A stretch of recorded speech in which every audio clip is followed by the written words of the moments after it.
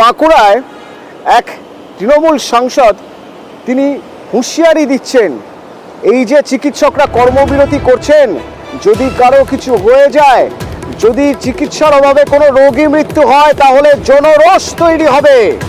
হুঁশিয়ারি দিচ্ছেন অরূপ চক্রবর্তী। আবেদন করছেন আন্দোলনকারী ডাক্তারদের তারা কাজে যোগ দিন। আপনারা প্রতিবাদ করুন, কোনো আপত্তি নেই, কিন্তু দয়া করে রোগীদেরকে বঞ্চিত করবেন না।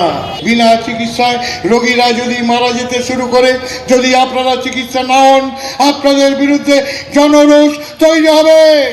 গ্রামের মানুষ দৌড়ে আসবে হাসপাতালে হাসপাতালে, তখন কিন্তু আমরা রক্ষা করতে পারবো না।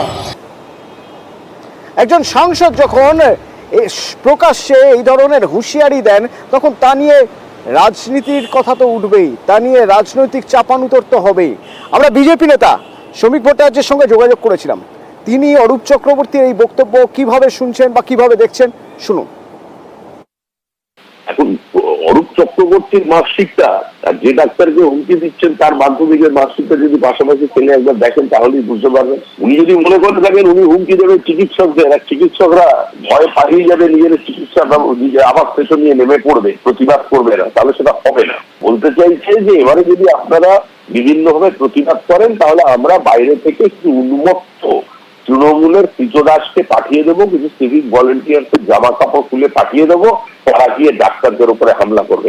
কত হামলা চালাবে? এই যে তৃণমূল কংগ্রেসের এক শ্রেণীর কর্মী কিন্তু এই আন্দোলনে সামিল হয়ে গেছে, এবং দলমত নির্বিশেষে আজকে তার বিরুদ্ধে প্রতিবাদ করছে।